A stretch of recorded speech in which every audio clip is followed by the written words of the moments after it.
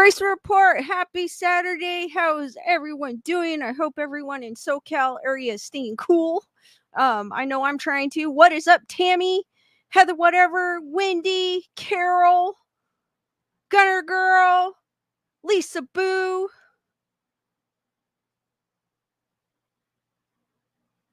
Joanne. Also want to give a shout out for Wendy for that super sticker, as well as being a member of the Wolfpack for 12 months. Spooky season, as well as Lisa Boo for being a member of the Wolfpack for 17 months. 17 months flew by so fast. Love you guys. Heart for Lisa Boo and Wendy. Thank you, ladies. I appreciate you. Leonore, what is up? Joanne goes, it's freezing here on Ontario. Joanne, can I switch places with you? I'm melting. It was, the high today was, I think it was 101. Yesterday was 111 here. 2 more days. 2 more. I'm counting the days because after Monday it starts to cool down. So 2 more days of this. 2 more days. I could survive. Wendy goes, fall has hit Tennessee. Awesome.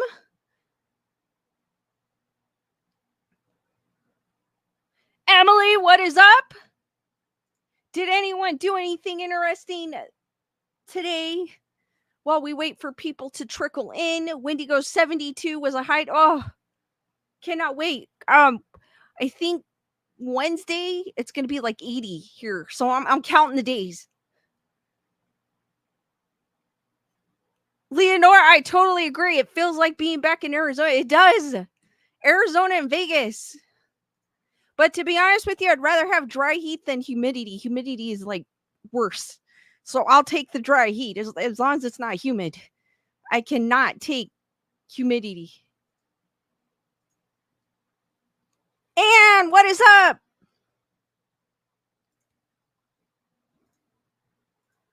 So like I said, I am counting down the days. It's supposed to cool down, I think, starting Tuesday. Still going to be hot on Tuesday, but not as hot as it will be in the next couple days. So I'm like, 3 more days. 3 more days. I could do this. I could do this. Emily, thank you for being a member of the Wolfpack for 2 months. 2 months, but subscribe a lot longer. Hearts for Emily, guys. Thank you, Emily. Carol goes, it was nice out today until around 3 p.m. It's been raining ever since. I built 2 hardwired screens today. Super cool. Matthew with the hello.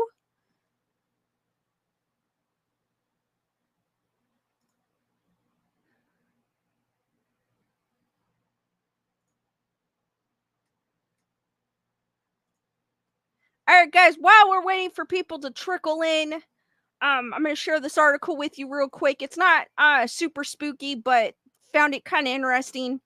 Came out a couple days ago, and I didn't really talk about it, but I was like, oh, why not? This is kind of interesting. Postcard arrives at address 120 years after it was mailed. This delivery was quite literally postponed, as if the world's post offices weren't plagued by enough delays. Employees at a Welsh bank were dumbfounded after receiving a postcard 121 years after it was originally sent. It turned up completely out of the blue. Henry Darby, the marketing and communications officer at the Swansea Building Society's head office in Swansea, where the spooky correspondent was delivered, told Wales Online. Here's the picture of the postcard. The Welshman and his team had reportedly been sifting through their mail on August 16th when all of a sudden a postponed postcard dropped out of the pile and onto the table. The super snail mail was dated August 3rd, 1903 and bore a stamp emblazoned with King Edward the 8th, who was the UK's ruling monarch at the time. The postcard's front features a cryptic depiction of a stag trotting amongst a wintry wonderland with a cryptic caption, The Challenge. It was addressed to one Lydia Davies, who presumably lived there when there were houses instead of the bank. The address is correct. We are still 11 and 12 Craddock Street, but it's 121 years later than expected, exclaimed Darby, who noted that the writing style was very much of the time. Indeed, the correspondence salutations reads, Remember me to Miss Gilbert and John with love to all from, and then you can't read it. Meanwhile, the body reads, Dear L, I could not. It was impossible to get the pair of these. I am so sorry, but I hope you are enjoying yourself at home. I have got now about 10 shillings pocket money, not counting the train fare, so I'm doing all right. Darby said that the vague nature of the correspondence indicates that the sender was speaking of something they are both aware of but don't want to reveal it on the postcard. While the identity of said sender is unclear, a pencil scrawling of the top indicates that the postcard was sent to Davies from someone in Fishguard, Pembrokeshire. The bank has since posted a Facebook notice imploring people in the Swansea community and elsewhere to help shed light on the mystery. Writing, do you know anything about Miss Lydia Davies, who lived on Craddock Street in 1903, according to the postmark? Why did the postcard undergo such an odyssey before arriving at the intended address? A Royal Mail spokeswoman said it was likely placed back in the system and wasn't actually lost in the mail for 121 years. When an item is in our system, we are under obligation to deliver it to the correct address, they declared. Apparently, in the UK, neither snow nor rain nor a century-long delay can stop the mail. That is crazy. And thank you, Emily, for gifting 1 membership, and welcome Panda Bear to the Wolfpack, returning to the Wolfpack. Hearts for Emily and Panda Bear. Hearts for Emily, guys. Thank you, Emily. I really appreciate that. And welcome back, Panda Bear. Lisa Boo goes, such a mystery. I love it. Wendy goes, message in a bottle. It's kind of like that.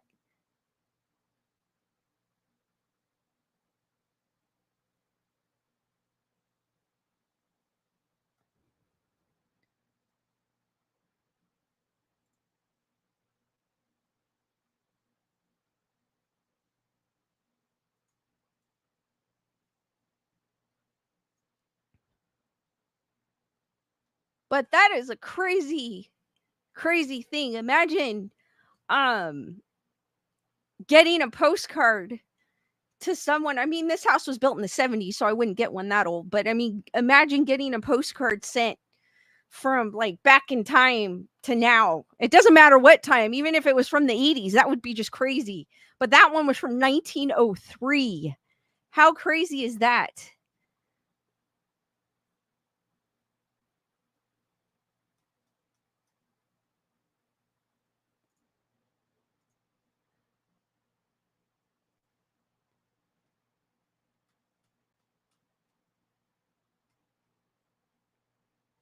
I got one more article, guys, and we'll get into the Bunny Man. I've never heard of the Bunny Man. He sounds creepy.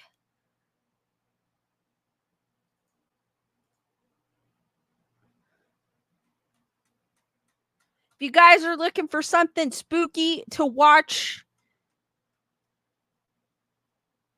in theaters, I believe most of these are horror movies that are going to be released in September.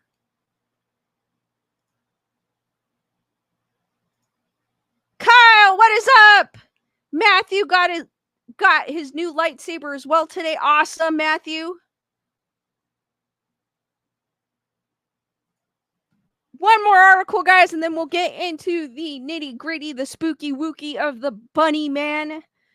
This is the best horror of September. The Substance, Samara Weaving, Aliens versus Avengers, and more.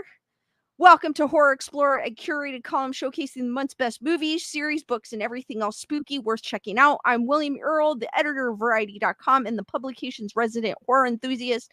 Please drop me a line if there's something I should check out for next month. Massive.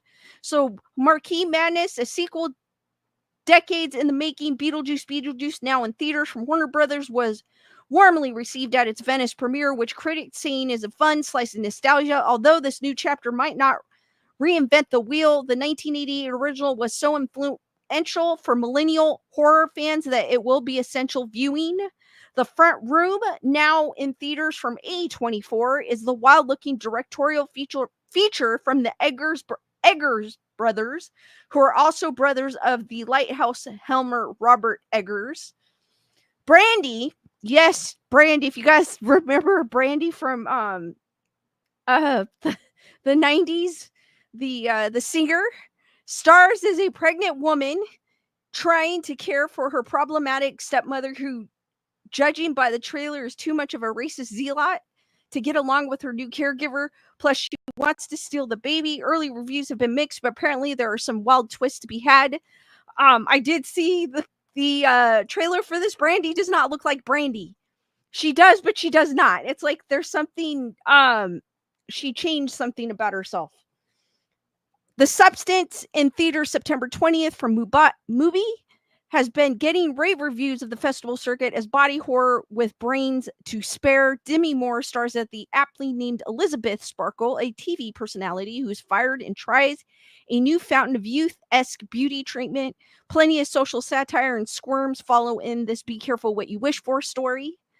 Halle Berry returns to horror with Never Let Go in theaters September 20th from Lionsgate, an emotional supernatural thriller from director Alexander Aja. While Aja has a keen eye for spectacular in films such as High Tension and his Hills Have Eyes remake, this story about a mother protecting her sons from insidious forces in the forest seemed to verge on the overly emotional for him. Yet, he also helmed the great simple alligator thriller Crawl, another survival tale, so maybe Barry will help him conjure that magic again. Also, I'd love to suggest that as it's on its last lap, you check out Alien Romulus, now in theaters, on the big screen. Even if it's somewhat mixed reviews made you cautious, while it doesn't get everything right, there are a lot of horror fans to enjoy in this chapter, which owes plenty of director Fede Alvarez's love of the horror genre. He's also done the remake of The Evil Dead. Also, the all-encompassing sound and several of the set pieces are enhanced by the theatrical experience that just won't feel the same at home. Miss Trap in theater. It is out on VOD. And while M. Night Shyamalan and Warner Brothers, it's probably going to end up on Max, but I'm not sure when. While M. Night Shyamalan latest works better as a dark comedy than a true thriller, it's anchored by perfect Josh Hartnett performance and some outrageous twist. Off the Beaten Path, The Unsettling Red Rooms in theater now from Utopia is both a dark thriller and an indictment of true crime fandom. A young woman, Juliet Garipi, elusive and fascinating, follows the trail of a man accused of killing young women online for an audience. As she becomes more obsessed with the case, dark secrets emerge and grossly shot and increasingly disturbing descent into the most lurid acts imaginable. Not an easy watch, but a powerful one. The Brash Crumb Catcher, which is on VOD, debuted this summer, and it's worth a second look for cringy comedy masochists. A young couple's romantic getaway is ruined when an unexpected visitor tries to sell them hard on a unique invention, and things get darker and weirder from there. It's a great reminder of the strange places indie film can go with just a few people trapped in a contained setting. The funny, gory Hellhole, which is streaming on Shudder, for those of you that have Shudder, is the Addams Family take on a creature feature, and it's a lo-fi success. I may have to check this one out. The filmmakers, known for projects like Hellbender and Where the Devil Roams, squeeze all the juice out of the B-movie premise that they can resulting in parasitic monsters that cause a ton of exploding people. What more could you ask for? Dr. Jekyll, which is on VOD, is fun showcase for the legendary Eddie Lizard, who plays both Jekyll and Hyde. While the script is featherweight, it's a gas to have Izzard running around a massive estate with things going bump in the night, and a throwback to Hammer's glory days. This low-budget creature feature, Consumed, which is also on VOD, is elevated by the performances of Courtney Halverson and Scream Queen Devin Sawa as a wild Wendigo hunter. Although it could stand to have a bit less human drama and more Wendigo craziness, it's a compelling camping trip from hell. Horror all-star Samara Weaving plays the eponymous Azrael, which is going to be in theaters on September 22nd. And Shudder. In another movie about scary monsters being attracted to noise, but unlike the Quiet Place series, the events of Azrael are biblical and wrestle with fate, survival, and revenge. Weaving is great per usual. Horror's Greatest episode weekly on Shudder. For those of you guys of Shudder's actually kind of one of those cool um streaming services. It's not too expensive compared to like Max or Netflix. This fun docuseries talks to score of genres luminaries to break down the genre into specific categories, examining the power of tropes, the metaphors of giant monsters, and other brainy topics. And what's cool about Shudder, it's all horror. There's nothing else but horror, so it's dedicated to horror. So if you're like a horror fan like myself, it's a good streaming service to have, because they have some of those horror films that you've never heard of on there, and that's what I like to watch. I like to like check out like obscure films that like they're like a diamond in the rough kind of. You never know if you're gonna find one that's like amazing. Monsters, the Lyle and Eric Menendez story. I don't feel like this is a horror story, but it is here, so I was assuming it's more of a true crime. I'm looking forward to this. September 19th on Netflix, following 2022's dark hit Dahmer Monster, the Jeffrey Dahmer story, which is amazing. If you guys haven't seen that, check that out. Ryan Murphy and Ian Brenham tackle another true crime case that took the media by storm. This time, it's the tale of Lyle and Eric Menendez, brothers who killed their parents in their Beverly Hills home in 1989. But was their motive years of abuse, or did they do it to get their hands on the family fortune? This Netflix series is sure to include all the gory details from season 3. I guess there's an MGM Plus. I do not have MGM Plus, but for those of you that have it, saddled with an ambiguous sounding name and mysterious home. It was Epics, so it's now MGM Plus. This slice of hometown horror is well worth seeking out. The residents of Township are all trapped together in their small village, which is filled with mysteries, including the nocturnal beasts that take the form of friends and neighbors before tearing you apart. The well-defined characters and deepening mysteries have earned fans like Stephen King making Township worth a visit. Grotesque, I have seen this, but I didn't see like a trailer, but I have seen this floating around. It's going to be on FX on September 25th, which is Hulu. Yet another spooky Ryan Murphy project. This one pairs detective with a nun to take down a serial killer. The cast is great. Niecy Nash, Courtney B. Vance, Leslie Manville. And the trailer's fun spin of Murphy's maximalism, but will audience be ready to brace the scariest part of all, the dramatic acting debut of Travis Kelce, the horror. Emily, thank you for gifting 1 membership, and welcome Bella Blue to the Wolfpack. Hearts for Emily and our new Wolfpack member. Thank you, Emily. I appreciate that. And what is up, Shelly? And Elaine. Don't ask me why my voice is cracking.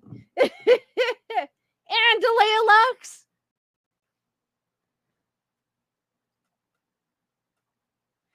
And then it also mentions books. For those that I'll read a few if you're a reader and you're looking for something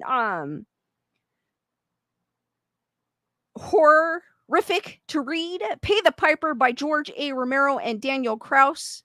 And Master of Horror continues scaring fans with the posthumous work from the Night of the Living Dead director. Posthumous. I know I'm saying that wrong. Co-author Daniel Cross found this half-finished novel in Romero's archives, and while it's a detour from the icon Zombie Tales, it's a damn fun Southern fried yarn. Set in the Louisiana Bayou, a colorful group of townsfolk need to band together when a cosmic entity begins abducting and killing children. It's gross, clever, and compelling peek into a community that feels left behind. Heck, I might even check that out. That sounds badass. Sleep Tight by J.H. Market. It's going to be released September 10th, which in Tuesday. This fast-paced novel follows a detective whose daughter is kidnapped by a serial killer. To get her back, she must dig into the mysteries of her detective father, who once caught another legendary small-town murderer, and find out how the two villainous forces are connected. Sleep Tight moves fast and feels cinematic, but never at the expense of characters worth caring about beyond the bloody destruction. It's perfect spooky seasoned reading. I'm starting to worry about The Black Box of Doom by Jason Pargan. It's going to be released September 24th. The author of John Dies at the End returns with another trippy tale. The setup: a driver is offered $200,000 to drive a young woman with a box across the country, but he can't know what he's transporting, even though it just might be a bomb. It's a madcap thriller with sharp social commentary from Pargan. Clowns in a Cornfield 3, The Church of Friendo by Adam Cesare. It is available now. The final chapter of Cesare's, I don't know if I'm pronouncing his last name correctly, so I do apologize in advance. Slasher's trilogy takes the readers in some different direction as final girl Quinn searches for revenge from the event of the first two installments, but it serves as a fitting cap to the series, and it's a must-read for horror fans before the trilogy's first film, currently in post-production, gets released. There's also been, I know you guys have heard me talk about the Pooniverse. They do have trailers for Bambi, Pinocchio, and I think Pooh. If you guys want to check them out, feel free and let me know what you think after you check after the stream. Check them out, obviously. Let me know what you think about them. I saw them, and let's just say they kind of reminded me of Pooh, Blood and Honey. So the only one that kind of caught my interest was Bambi, even though what looks like it, Bambi's probably going to be totally CGI'd. So, but that was the only one that kind of looked interesting. Pinocchio's, I forgot the name of them actually. Let me look that. Hold on. That way I could give you guys the actual names. Peter Pan, Neverland, Nightmare, Pinocchio and Strung, Bambi, The Reckoning, and they also have a Pooh one somewhere. I think it's just called Pooh. Or not Pooh, Piglet. I'm sorry, it's called Piglet.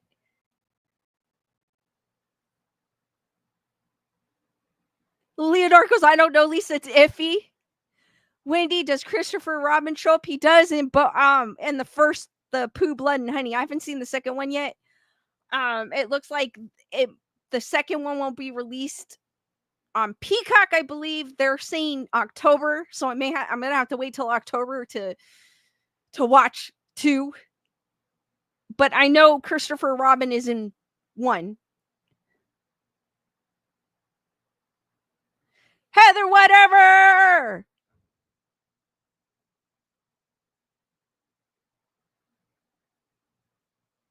Chris, what is up? Matthew goes, the brother's father was in talks to do Fright Night 3. There was going to be a meeting with director Tom Holland and Rudy McDowell, but they did their thing before it could happen. Lisa Boo goes, I would want Bambi to get revenge on the hunter. That might be what happens. But to me, that one looked the most interesting. Like the Peter Pan one was like, I'm not kidding. The Peter Pan one was like, and then Piglet it just reminded me of Pooh, Blood and Honey. So I was like, I mean, I'm definitely going to check it out, but because it's interesting. It's something different to me. And I've always liked dolls because, dolls is something, we play with as kids. So to make it like evil and horrific, I always like that. I've always liked that since I was a kid. So that's probably why I like dolls. So the fact that they're making these Disney characters, horrific, just I'm all for it, but it's the execution of it.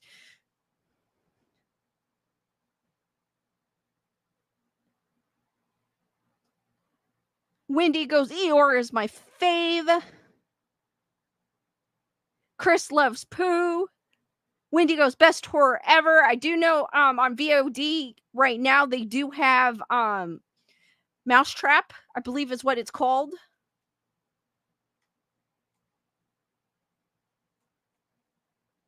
which is the Mickey Steamboat Willie horror.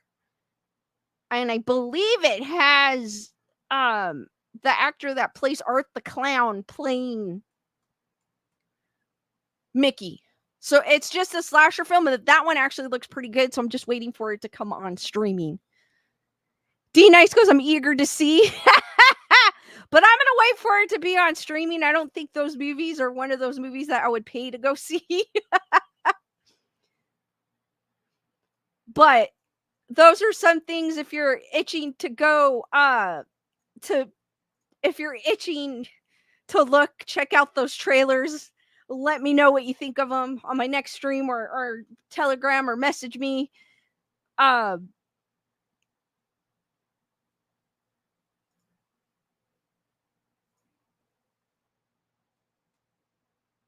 But I am looking forward to them. Regardless, I'll give them a chance.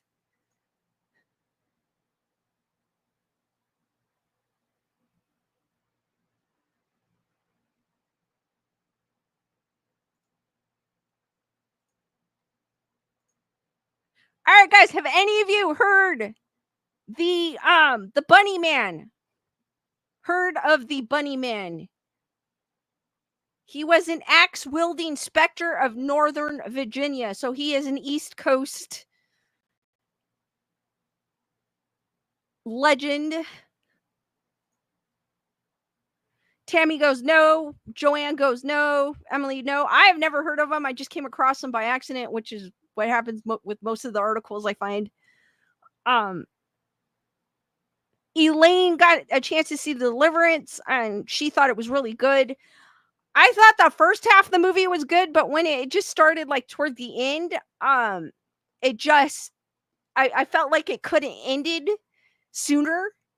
And then obviously at that point I already knew like it went far off from the original story. But I thought like the drama part was good, like the build up to the possession was good. But after that, I felt like at some point they could have just stopped. Like they should have ended it at one point, but it kept on going. If you guys haven't seen The Deliverance, it is on Netflix. Streaming now. If you guys have Netflix, check it out. If you're looking for something to watch tonight, it is loosely based. I'm gonna say loosely based on the Ammons case, which was a house in Gary, Indiana, and the Ammons family who experienced things in that house, and they also said that house contained 200 demons. The stairs to that house is at the Haunted Museum in Vegas, and the original house was destroyed, but they're still saying that they still hear things in the area of where that house used to be. So if you guys are looking for something like possession movies with a little drama, check out The Deliverance. It is on Netflix. And as always, guys, before I forget, Skeleduck is somewhere in this background. Just remind me before the end of the stream, and I reveal his location. For those of you that do not know who Skeleduck is, he is pictured in the upper right-hand corner.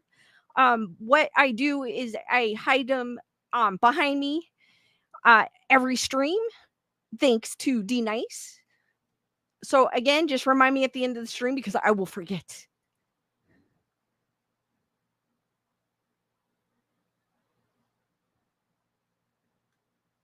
Chris is hunting wabbits.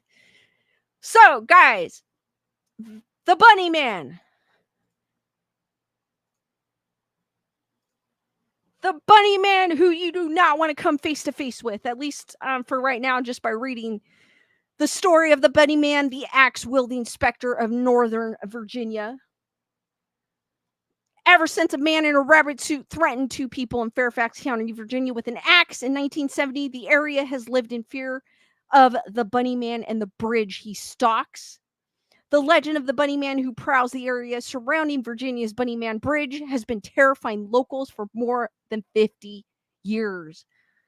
For generations, the story of the Bunny Man has been passed around at sleepovers, campfires, and Halloween parties in Northern Virginia. I was going to say, I never heard of him here in SoCal, and a lot of you haven't heard of him either.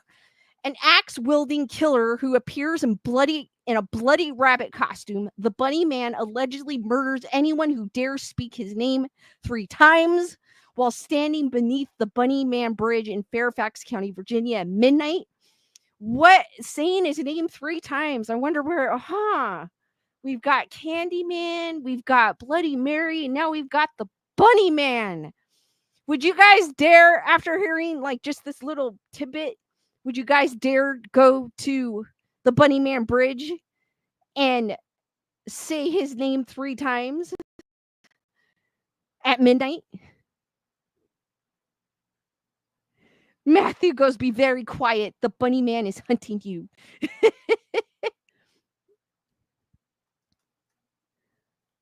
I don't know if I would. I don't think I want to find out. Lisa Bugo's not at night. Yeah, I think I'd probably do it during the day. I'm with you. I'm probably not going to do it at midnight. Because I don't want to come face to face with them. I no. What began as 2 minor incidents involving a man wearing a bunny ears in 1970 has transformed into an epic urban legend of escaped convicts, disemboweled children, and half-eaten rabbits. Leonore, exactly. Bloody Mary all over again. And Candyman, if you want to add Candyman too, because if you say Candyman in the mirror, Candyman's kind of more similar to Bloody Mary, just a different story. Or Beetlejuice. There you go. Beetlejuice. Same thing if you say his name 3 times. I don't know what it is with the number 3. While the details of the legend have changed over the years, the variations on the mysterious murders, history, motivation, and appearance, one thing remains the same: his terrifying bunny costume. So an axe-wielding murderer in a rabbit suit, the Money Man, has allegedly been terrifying Clifton, Virginia, and elsewhere in Fairfax County, especially the so-called Bunny Man Bridge, for decades. So I'm assuming this is a picture of the Bunny Man Bridge. That does not look like a bridge. It looks more like a tunnel here. Over the past 50 years, the tale has inspired countless variations and creative endeavors, including a slasher film and a rock opera. But what's the truth behind the infamous Bunny Man legend? The terrifying, real-life origins of the Bunny Man legend. According to local history sources in Fairfax County, the Bunny Man story began more than 50 years ago. Pictured here is the hatchet that was given to police after Robert Bennett and his fiance's alleged encounter with the Bunny Man. The police gave it back. It almost looks like a prop by looking at the picture.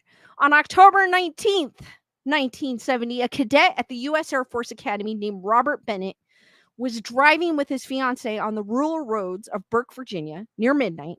They were returning from a football game and decided to stop and visit Bennett's uncle, who lived nearby. Bennett parked his car in the field across the street from his uncle's house on Guinea Road. But before he and his fiancée could get out, they saw something move near the rear window. Suddenly, there was a loud crash and the front passenger window shattered. A man was standing outside shouting, "You're on private property and I have your tag number." Bennett quickly drove away, but he later found a hatchet on the floor bed of his car. After reporting the incident to the police, Bennett informed them the man had been wearing a white suit with bunny ears. His fiancée, however, thought he'd been wearing a white pointed hood. However, just 10 days later, the terrifying Bunny Man would rear his head once again. On October 29th, 1970, the confusion was cleared up when a construction security guard named Paul Phillips reported seeing a man in a gray, black, and white rabbit costume standing on the porch of a home that was under construction. Phillips, who was patrolling the New Kings Park West subdivision on Guinea Road, approached the man around 10:30 p.m. According to a contemporaneous article published in the Minneapolis Star, the man told Phillips, "You are trespassing. If you come any closer, I'll chop off your head." The costume criminal then began chopping at a porch post with a hatchet. Phillips left to retrieve his pew-pew, but by the time he returned, the man had disappeared into the trees. The guard told police the suspect was about 20 years old, 5 feet and 8 inches tall, and 175 pounds. News of the 2 incidents spread quickly, and within 2 weeks, local police had received more than 50 reports of sightings of the mysterious Bunny Man.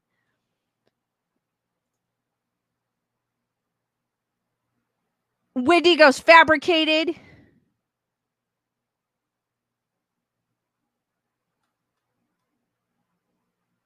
Kyle goes always a rural road, definitely.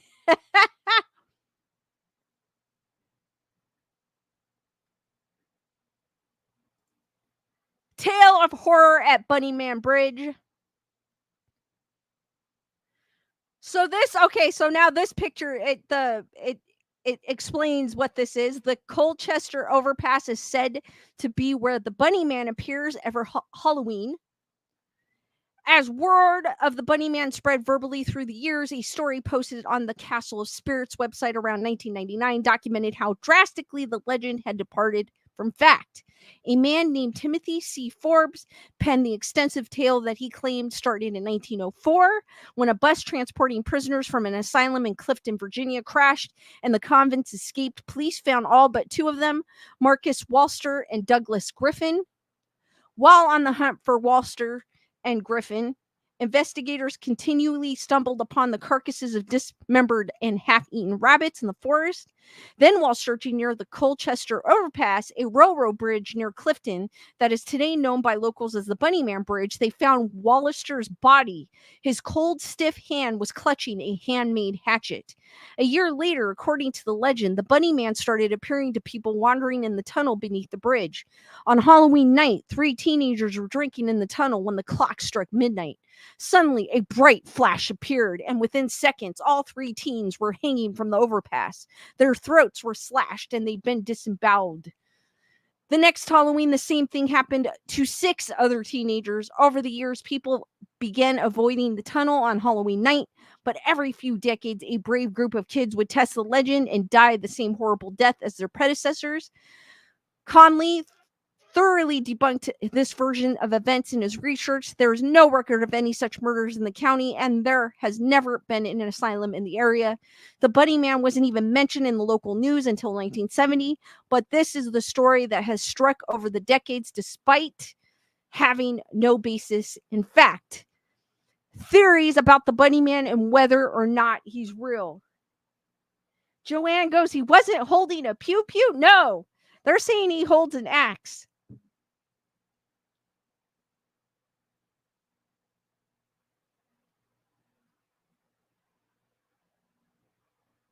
Wendy goes, it was a dark and stormy night. Elaine goes, I don't know if I'm buying what they're selling. Emily goes, Cabrini Green was torn down, so is Candyman free to roam anywhere?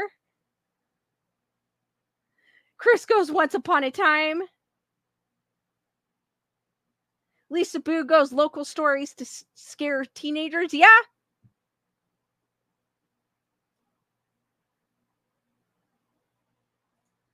Wendy goes, I think that bridge is in New Hampshire, maybe Vermont. I think they have a ban on tourist traffic.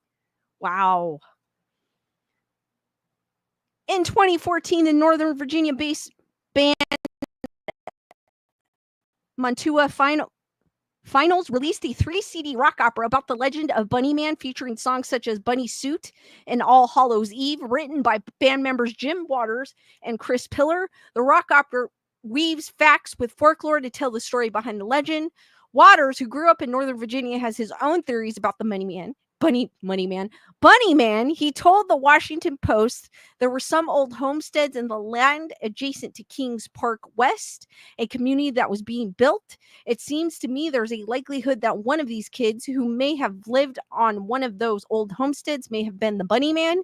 He continued, nobody likes it when a brand new community is being built right next to your house, especially if you're fond of the woods. But Officer W.L. Johnson with the Fairfax County Police Department, who investigated the Bunny Man case back in the 70s when the first reports came in, isn't sure he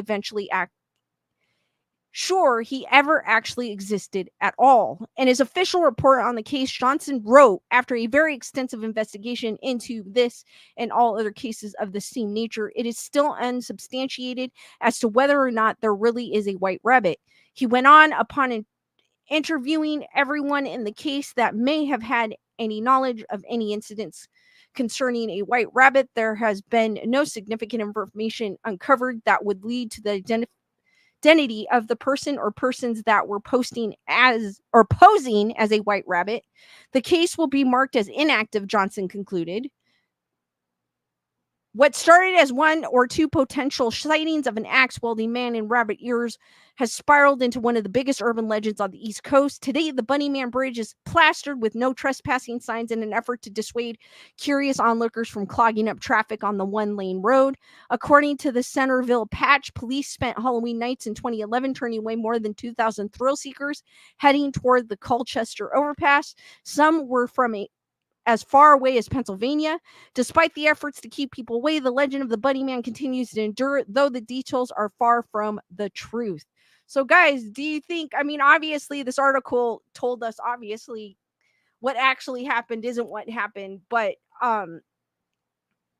there, one person said maybe it was someone that was trying to stop people from building on the property, like expanding the community type of thing.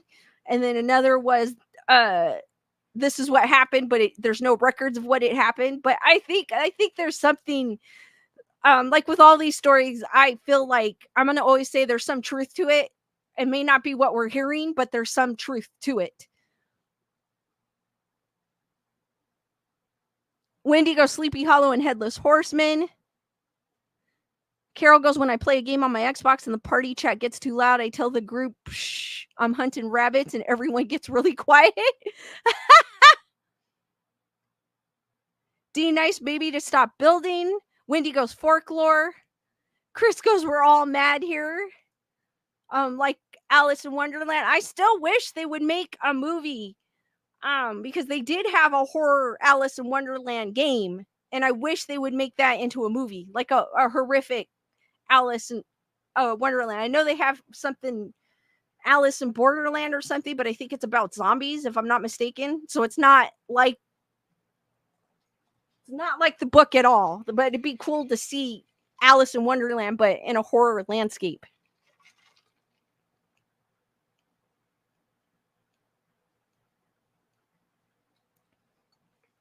Wendigo Scarlet Letter was an amazing read.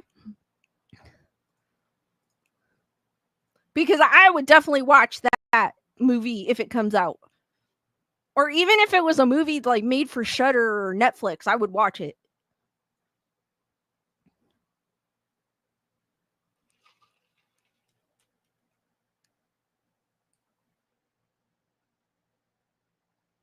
Also, want to give a shout out to Heather, whatever, for the PayPal listening while driving. Hope it isn't too hot there. Hearts for Heather, whatever, guys. Thank you, Heather, whatever. You are awesome. And it is hot. I'm burning up as we speak. I'm melting. Kyle goes, American McGee's Alice and the Madness Returns are amazing. Yes. I played a bit of that game, and I'm like, they literally need to make that, even if it's animated, they need to make a horror Alice. Oh, Leonora, I've read that book. Leonora Goes Twist to Alice. I've read a book series called Alice in Zombieland. Cool series. Oh my god, I love that series. I did read it. What was it? It was the Queen of the Zombies or something instead of Queen of Hearts. If you guys are looking for some reading, check out Alice in Zombieland. It is like Alice. It's an Alice in Wonderland, but with zombies. So I mean, and it's a book. So if you guys are looking, and it's an awesome series. If you guys are looking for something to read, and are avid readers, check that out. I forgot about that book. Thank you, Leonora, for reminding me. It's an amazing book. I enjoyed that book from start to finish. It was amazing. It's original. It's like it's a twist. So if you like twists on childhood classics, that's a good book to start off with.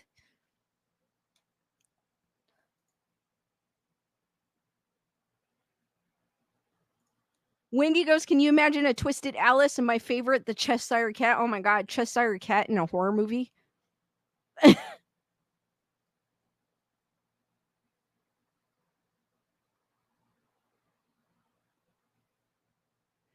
D Dice goes, pro tip, if you have a toy-sized dog and it's super hot and they want to burn energy when it gets cooler, laser pointers are your friends. They work for cats too as well. But I feel so bad for our animals when it's hot.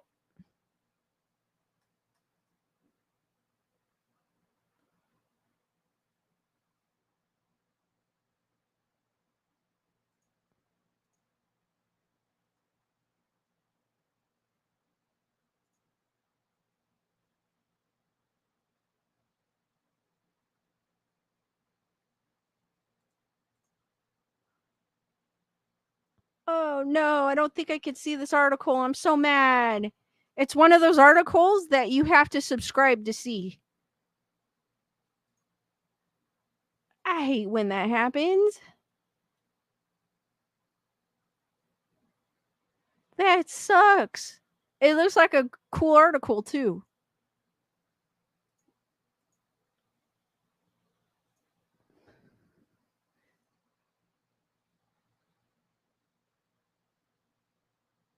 Lisa Boo goes, the Queen of Hearts would be cool in horror. Definitely. Delay Lex goes, I'll wait for the movie remake of The Twisted Bunny.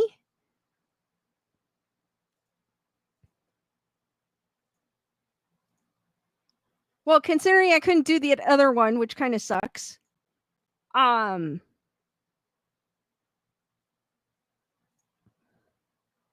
We'll hit this one.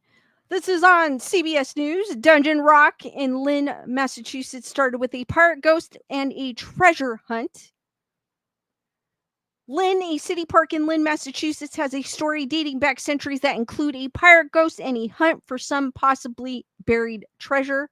A pirate and buried treasure. In the 1800s, Lynn became a center of spiritualism, which led one family to build their home. Hold on here. On the grounds on what became known as Dungeon Rock. What we call Dungeon Rock or the cave is actually more of a mine or a tunnel dug by the two guys, said Dan Small, the head ranger of Lynn Woods.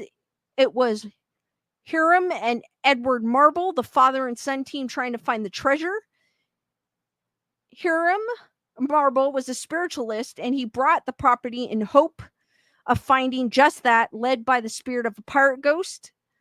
So this is the Dungeon Rock in Lynn, Massachusetts, which looks kind of cool. It was a guy named Tom Veal. He was a troublemaker. He was a pirate, sort of, said Small. It all started in the 1600s. The story goes that the pirate, Tom Veal, came from the Saugus River through the Lynn Woods to hide his loot in a cave when an earthquake caused the rock around him to collapse. Historically, there was an earthquake at the right time, said Small. That year was 1658. All that happened here began with a seance where the ghost of the pirate, Tom Veal, came to the seance and told some folks there that if you go to Dungeon Rock, I'll help you find the treasure. Following the ghost advice, when the Marbles began excavating the property centuries later, they mined it based on the spirit's advice. The outside of the rock looks like a skull, and legend has it that gave the Marbles the reassurance they needed that they were at the right starting point. They dug this up using big metal chisels and a hammer, said Small. The father and son duo excavated the cave for over a decade. Visitors who ventured inside could see the sharp directional turns the pair took based on the ghost telling them which way to go. So this is inside the Dungeon Rock, which looks actually kind of cool. Cave, now part of the city park. The Marbles died without ever finding the treasure inside. Now visitors come to see their work and maybe even hunt for the treasures themselves. Whether you dare to go inside or want to admire it from the outside, you could stand there. A whole lot of history has happened. A true hidden gem with maybe even some real gems buried deep down below.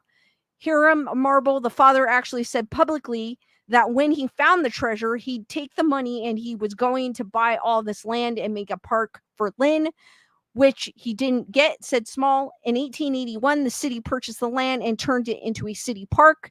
The cave and the tunnel the Marbles dug is now open to visitors a few hours a day from Tuesday through Saturday. Visitors can find it by going to the Pennybrook Road entrance and following the signs.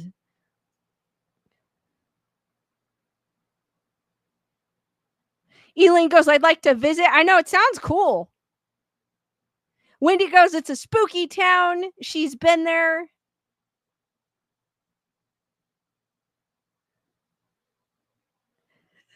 Chris goes, are the pirate ghosts married?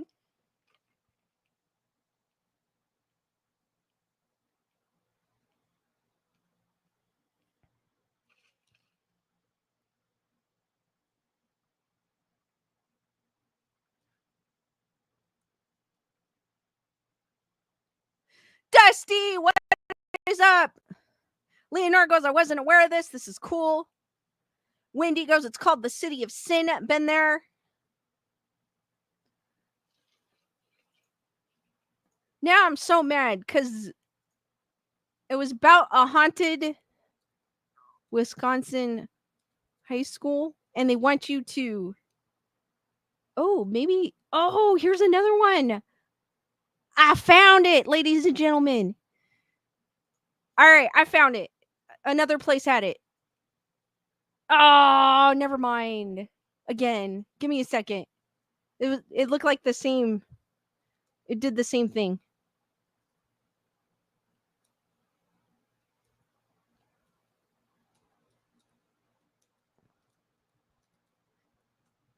I'm so mad. It looked like it was super interesting.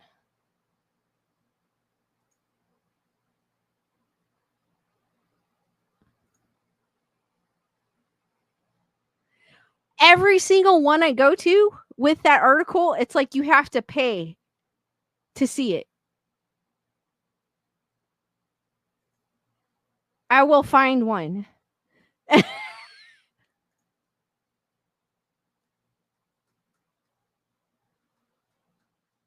Okay, this one has pictures, but it doesn't tell me the story.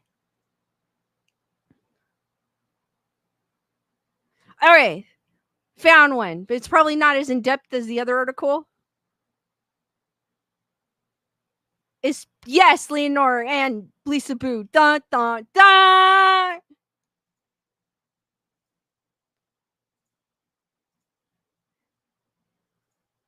All right. So Q98.5, thank you for allowing me to see this article where I don't have to subscribe for 6 months. Wisconsin school that was closed for over 20 years reopens for ghost hunting delight. As Halloween draws near, everyone wants to be a ghost hunter, so we dare you to take a tour of this old school that many people say is one of the most haunted places in Wisconsin.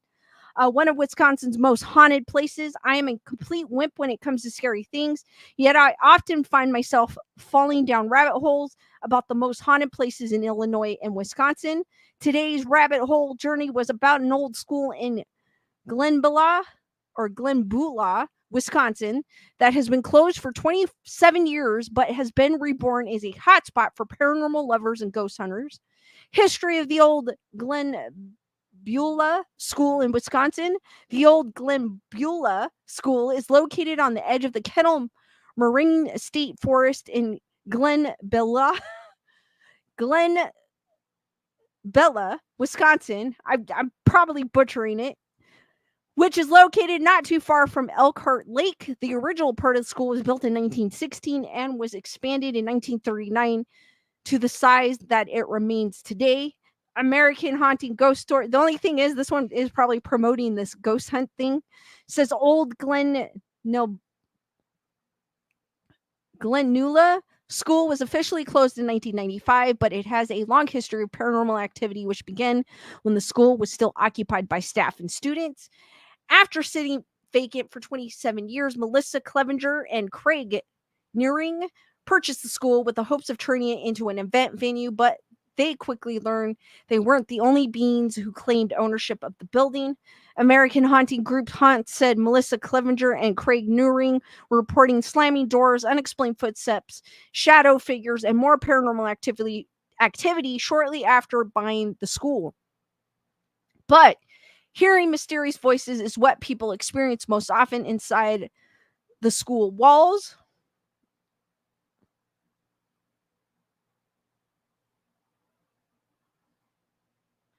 So this is from a Facebook post. It says the old Glenbula School near Elkhart Lake is experiencing an afterlife of sorts thanks to a group of ghost hunters. Craig Nearing and Melissa Clevenger have breathed new life into the building, which was shuttered for 20 years.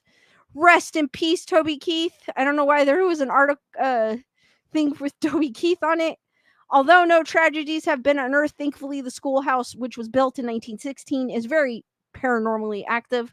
Melissa said, "We believe the ghost oftentimes returns to the places where they were the happiest or had the best memories. The school housed many different grades over the years. The upstairs classroom have been particularly active. Investigators and workers have experienced full shadow figures, the sound of footsteps in the halls, and have heard very clear, loud voices. Specifically, a room displaying porcelain dolls seems to be the most active. The old school will play host to the Great Lakes Paranormal Conference this September 22nd through 24th, emceed by the great Dave Schrader. The conference will feature a lineup of incredible speakers, including yours truly. The feature draw is Jason Hawes, a ghost hunter fame. Tickets are moving fast. So if you guys are in that area, check it out. Ghost tours. There's also ghost tours as well. It looks like a few different companies and groups offer ghost tours of old Glenbula School, but this 8-hour self-guided tour from Haunted Midwest Ghost Tours that allows you to spend the night on the property, not inside the school, seems interesting for the bravest of hearts. Before you book your ghost tour of old Glenbula School, you should probably watch the video I found on YouTube.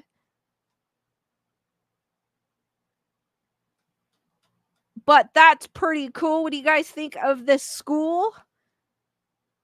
I think there was an article with pictures on it. Let me go find it so I could show it to you guys. Give me a second. Because my original article did not work.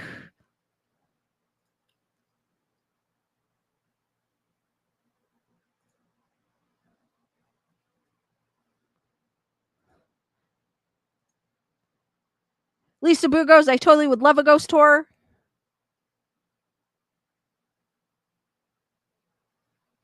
Heather, whatever goes, "I would talk back to voices. If they're old ghosts, they would be shocked into silence."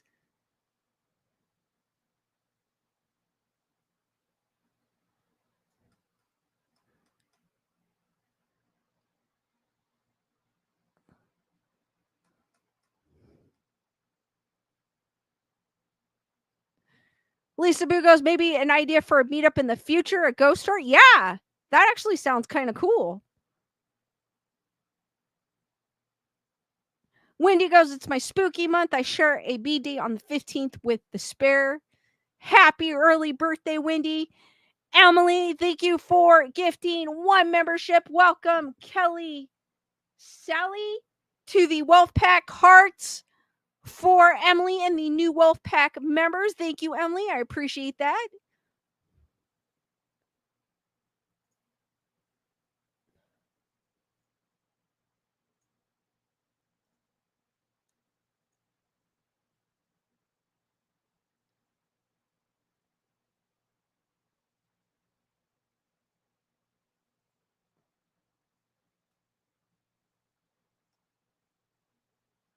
Never mind. The pictures, the tour that shows the pictures of the school, you have to pay for a subscription.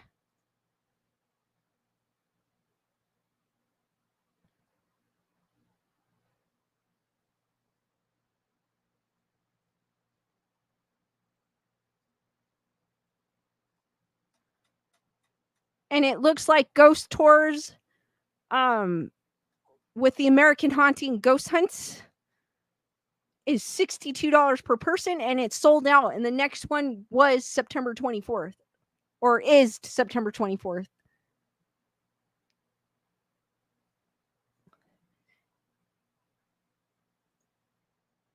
But there's no pictures.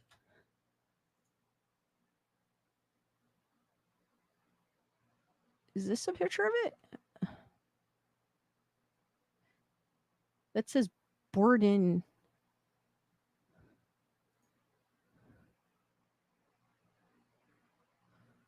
I'm trying to find a picture of it, but I can't find one. Because all the websites I click on I mean, on this article, that's the closest I'm going to get. So this is what the building looks like. Right there. The old school. It looks like a creepy building, but that looks like a fun place to go. Leonardo goes, no pics.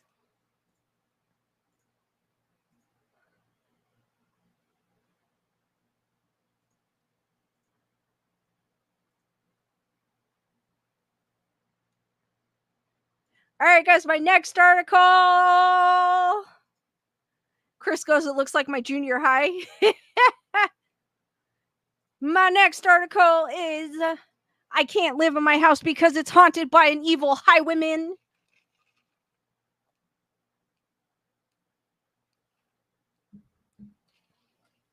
It's on Express. It's a UK site. A family has spoken of their terror of a wicked spirit they are trying to exorcise from their home. A family claims the spirit of an evil highwayman is haunting their house and they're too terrified to live there. So this is Mom Lucy and Ben. I'm assuming it's Lucy and Ben pictured.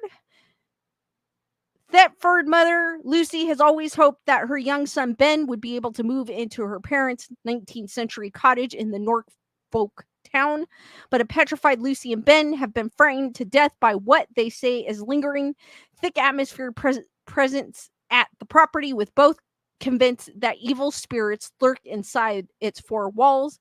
Ben said, I couldn't live there now. I couldn't go to sleep at night feeling secure. I couldn't go to sleep, full stop. Protective mom Lucy agrees, saying that the president has frightened them both.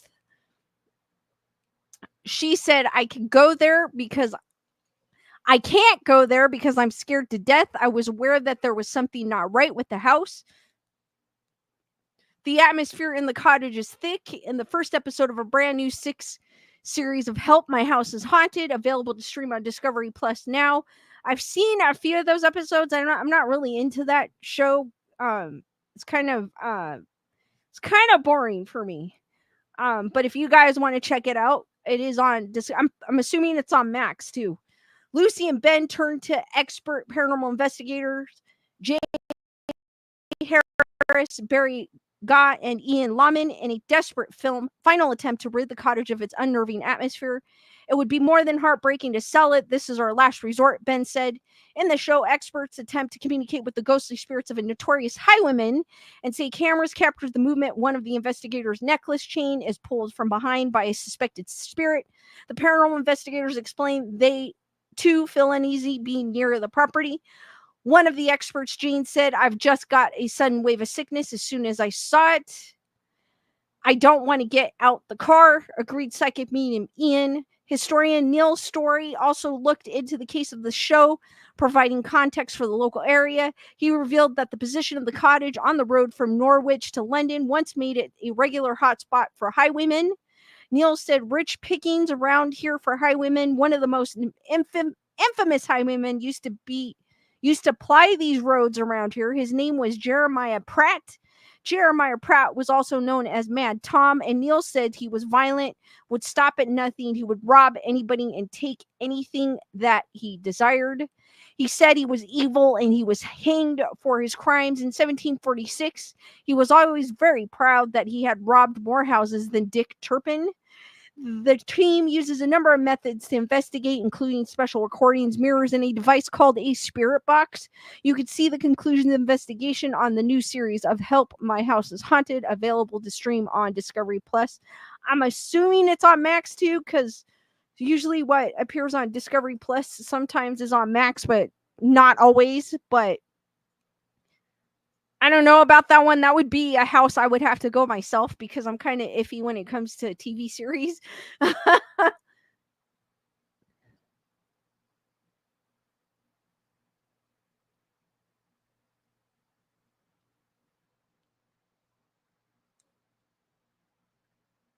Matthew goes, he's no Sam Jones, the Highwayman, the 1980s TV show.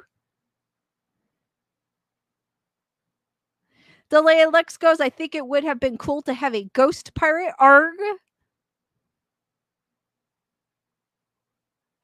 D Nice goes, okay, hi, I'm back. Wait, what? D Naughty ears in effect.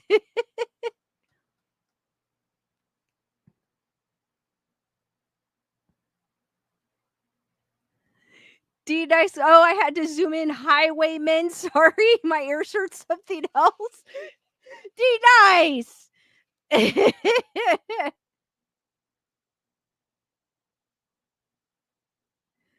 Elaine goes, he kind of sounds like the guy from Grave Encounters.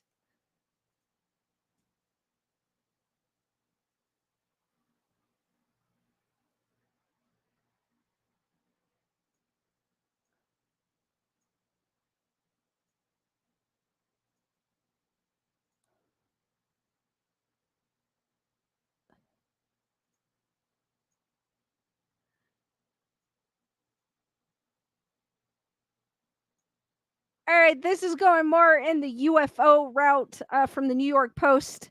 I actually found an article saying overwhelming belief in aliens is dangerous to society. Newspaper warns. Don't tell Mulder and Scully. An academic in England says Earthlings are having too close of an encounter with UFO conspiracies and that it is no longer a quirk but a widespread social problem.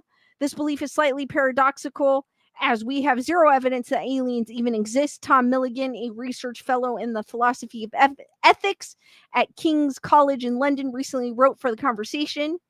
What's more, given the vast distances between star systems, it seems odd we'd only learn about them from a visit. Evidence for aliens is more likely to come from signals from faraway planets, the naysayer said. Milligan, now published in the Proceedings of the International Astronomical Union, cited recent dangerous statistics that nearly a quarter of Americans believe they have seen a UFO. He added that the recent federal initiatives to publicize classified knowledge have only fanned the flames ignited by Jimmy Carter, who promised more answers for Americans while campaigning in the 70s. Now, hearings on unidentified aerial phenomenon and Pentagon whistleblowers are turning more and more people into conspiracy theorists, said Milligan. He referenced a pre-UAP Commission 2019 Gallup poll, which showed 68% of people believe that the U.S. government knows more about UFOs than it's telling. Furthermore, the past few years have only been ultimately encouraging conspiracy theories, which would undermine trust in democratic institutions, Milligan claims. Too much background noise about UFOs and UAPs can also get in the way of legitimate science communication about the possibility of finding microbial extraterrestrial life, he said, for the search for evidence and molecular structures across the universe and in our own solar system.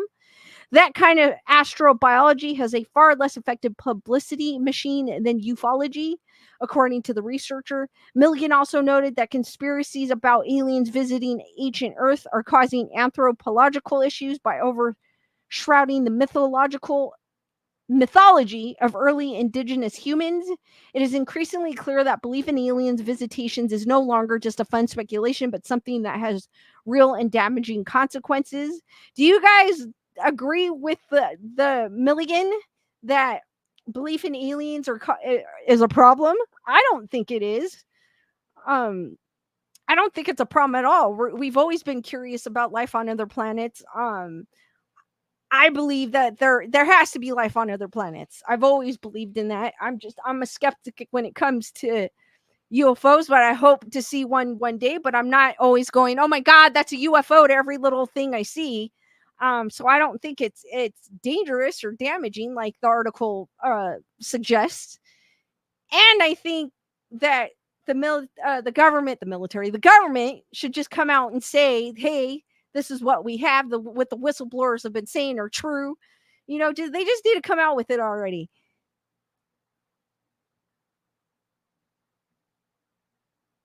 Hug, what is up?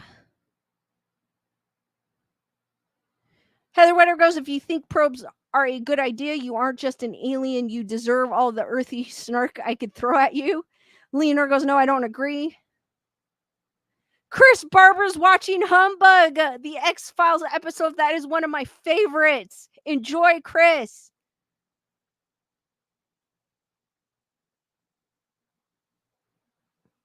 Wendy goes, we would be stupid to believe we are alone. Shelly! Thank you for gifting 5 memberships. Welcome to Go Get 'em Paranormal. Yellow Hammer is up Linda, Tina, Future Trunks, to the Wolfpack, hearts for Shelly and all the new Wolfpack members. Thank you, Shelly. You are awesome. I'm going to get the heart correctly somehow. There you go. Thank you. And welcome to all the new Wolfpack members. Don't be shy. We do not bite.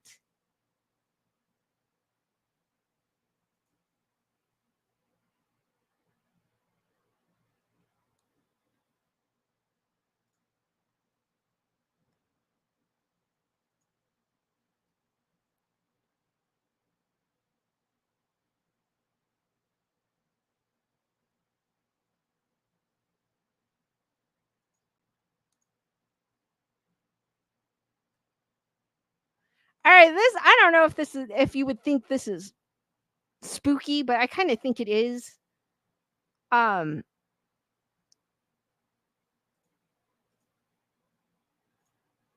Scientists are developing living skins to replicate a human smile on robots. I don't know how I feel about this one.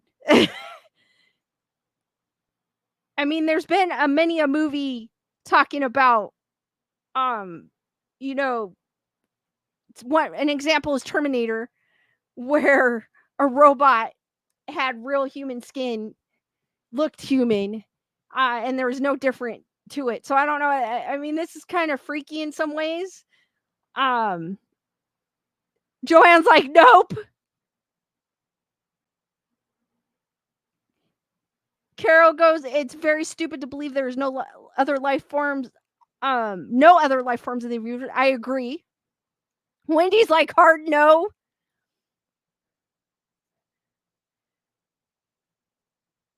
No, this isn't a teaser for an upcoming horror movie, Smile 2. In fact, it might be a whole lot scarier. One of the biggest flaws, or maybe blessings, of humanoid robots is that they have an uncanny valley tell, which usually involves their face. Whether it's their unnatural eye movement or unrealistic silicone face coverings, they just don't feel right. So it is a relief that we, as real humans, have a false fail-safe in our brains that warns us of imposters. But that innate skepticism might get a little harder to access in the future as scientists continue to try and make robots passable. I don't know how I feel about this one. One Japanese company is a step closer to tricking humans into suspending their disbeliefs, as they have developed a living skin mask to use on robotic heads that give them a more human characteristics, especially when they smile. According to the Associated Press, researchers have been working on this technology and it's been very successful. In this study, we managed to replicate human appearance to some extent by creating a face with the same surface material and structure as humans. Professor Shoji Takeuchi, the team leader, said in a news release. He added, we identified new challenges such as the necessity of surface wrinkles and a thicker epidermis to achieve a more human life-like appearance. So, how do you feel about this, guys? Like, this is creepy looking.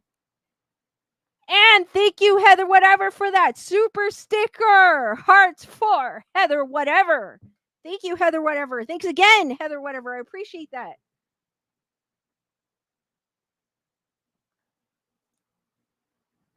Lisa Boo goes, they don't need human-like. D Nice goes, isn't there that one restaurant where the owner acts like a robot when serving customers? Yes, there is, but I actually thought it was a robot. Yeah, it's like in Japan or somewhere. I've seen one.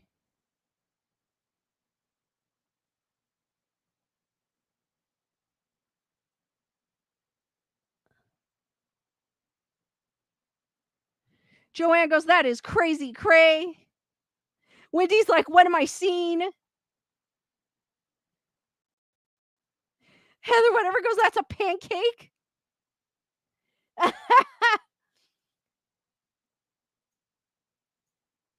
From our basic knowledge of the process and the help of AP, the way they do it is to apply a layer of collagen gel containing cultured human dermal Fibroblasts, a type of connective tissue cell that binds to an innovative system of tiny V-shaped perforations in the surface, letting the skin move from the underlying structure without tearing or peeling.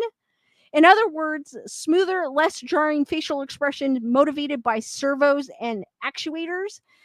This same Japanese company called Biohybrid Systems Laboratory has developed such things as individual self-healing skin, small robots with biological muscle tissues, and ERM 3D printed lab-grown meat.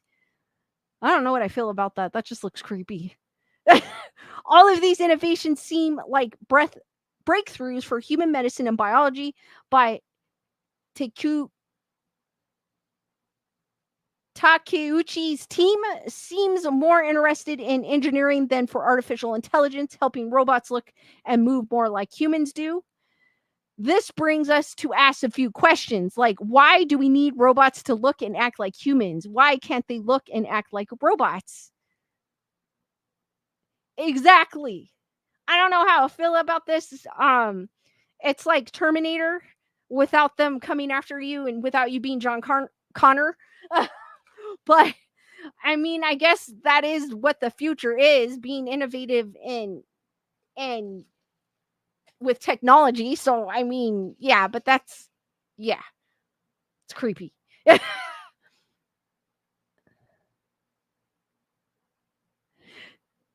Wait, he goes, that's a BS link.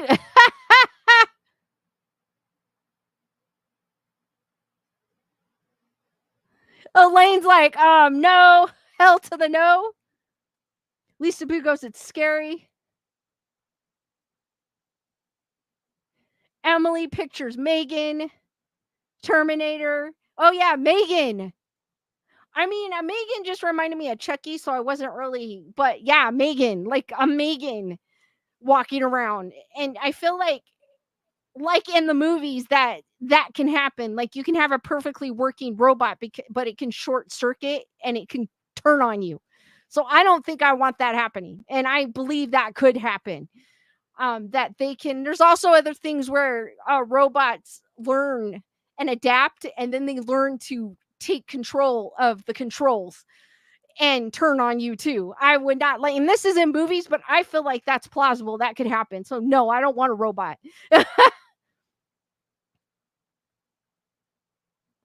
Dusty goes, yes, aliens are not humans. They are whatever they are from the universe. Delayed Lux, Megan was crazy. Can't wait for the sequel.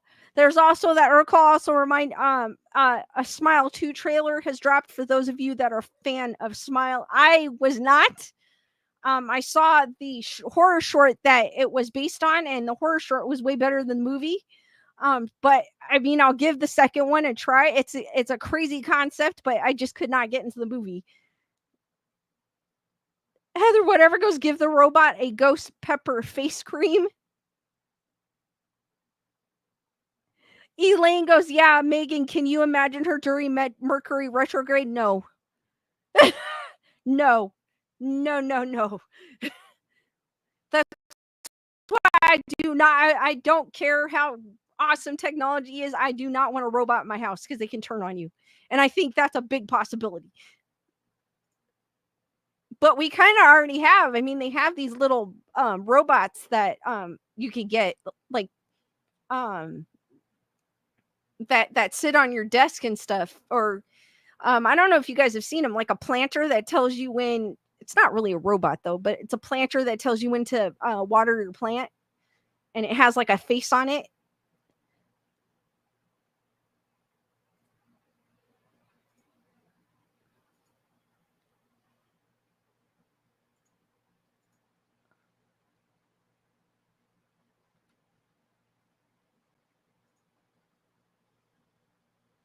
D Nice goes, in a way, Alexa and Siri are robots. Well, yeah, because you could talk to them and they answer back. Heather, whatever goes, feed me Seymour. Lisa Boo goes, it reminds me of iRobot. Leonore goes, hell no, Alexa in my house. I don't know if you guys, they had this thing. I don't know how true it was, but people were claiming that Alexa in the evening or like in the early mornings would go off and start talking gibberish. I have an Alexa. I've never had it happen. So, and say like these creepy things without being prompted. I have never had that happen. So I can't, I think it's someone making something up.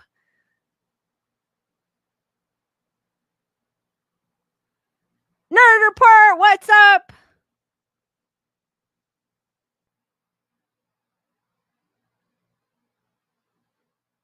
Hug, I did see the Deliverance. The first hour of it, like I said earlier, the first hour, like the drama part I felt was good. Um, building up to the possession, and then the possession happened, and I felt like it at one point, I know you're not there yet, Hug, but at one point I felt like it was a little too long and it needed to stop. And I think you might when you finish the movie, you'll see it. Nerder Pergos, thanks for supporting Weird Lisa. Heather, whatever goes, I turned off Siri because it said random things when I was running, and I guess I'm jumpy. Matthew goes, that Alexa seance video is still funny. Elaine goes, my Alexa gets sassy at night and won't turn off. We get into it. Shelly goes, Lisa ain't weird. Emily Parkinson's goes, my son had one, and yes, it would start talking on its own. Nope, won't have one myself. Oh, no way. I have not had that happen. So I'm like skeptical about it.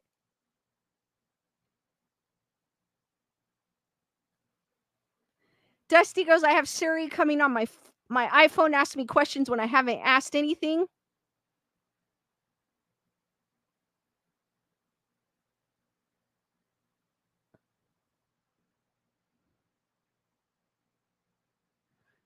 Hug is asking, yeah, I've tried the Morningstar Farms brand. I like them. I like the corn dogs from Morningstar.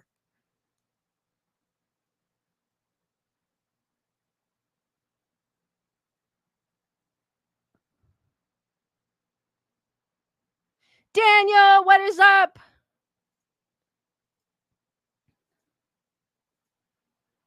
So this one is from the Mirror. Ghost hunter horrified after haunted church wooden door creepily opens by itself. Paranormal investigator Tony Ferguson was left creeped out by a 900-year-old St. John's Church near Boulder, Hampshire, where the ghost of a knight had previously been spotted. A ghost hunter was terrified after a door swung open while investigating a supposedly haunted church. Paranormal investigator Tommy Ferguson was looking around the 900-year-old St. John's Church in Boulder, Hants, when the heavy wooden front door appeared to open on its own accord, sending a chill down his spine. Creeped out, Tony went outside to check he wasn't being pranked, but found the graveyard empty of any member of the living. Video captured on his experience shows the moment Tony was startled by the noise of the door opening as he exclaims, "What the hell?" He then ventured out of the cemetery calling out, "Hello," runs around the ancient church to make sure there is no one playing tricks on him, finding it deserted. He tells the camera the wind in the church foyer isn't really that strong, adding it's almost like a way of saying get out as I was walking toward the door. Tony, 39, a personal trainer by day, is fascinated by the supernatural and has been hunting ghouls for 16 years. Will set the church. He also claimed to hear rattling from underneath the pews and banging noises from behind him, as well as noises coming from a woman. St. John's dates from the Saxon age and claims to be at least 937 years old on its site, having celebrated its 900th anniversary in 1987. The site, however, has a history of being a place of worship dating as far back as 2000 BCE. According to local media, the ghost of a phantom knight, thought to be 13th century nobleman Sir William de Vernam, and soldiers have been seen marching up the lane before disappearing inside the church. So this is a picture of Saxon's Church, if you could see it underneath the stupid banner that the Mirror wants you to see. It's beautiful. Tony told What's the Jam, I recently visited alone to see if the claims that it was haunted could be sustained. Originally, I do not investigate churches or graveyards, but if I get requests from several people asking me to check a location to see what is happening, I will visit to see if I can clarify what is going on.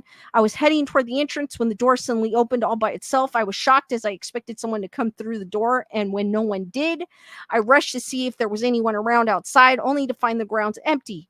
Overall, my experience was very bizarre as there were many things that I cannot explain. In July, Tony from Leamington, Lymanton also visited the most haunted school in the country in Staunton on Way here for sure.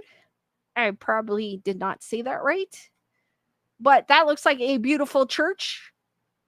And the paranormal investigator seems like he's not one to jump to conclusions, which is awesome. Heather, whatever goes, the woman has gas.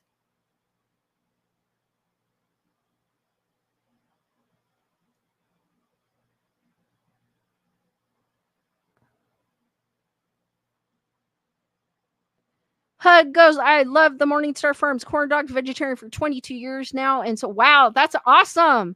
And so grateful for the meat alternatives, all veggies and no cholesterol. Super cool. I think I've only been vegetarian. I haven't been vegetarian that long. Think I'm going, I don't even know, 5, 6, 7. Could be more than that.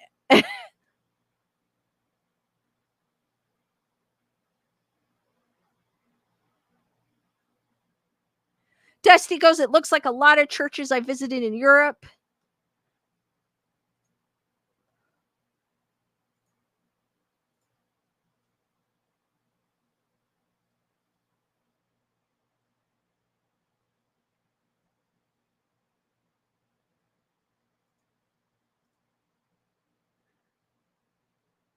All right, guys, I'm going to share some ghost stories from Reddit.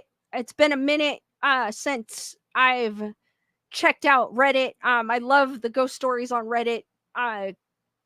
It's always updating.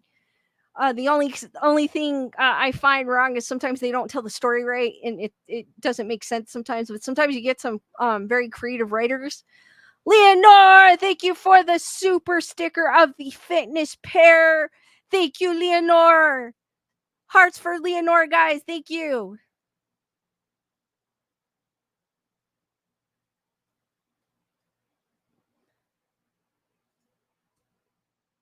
And it's been a minute since I've read any stories from here.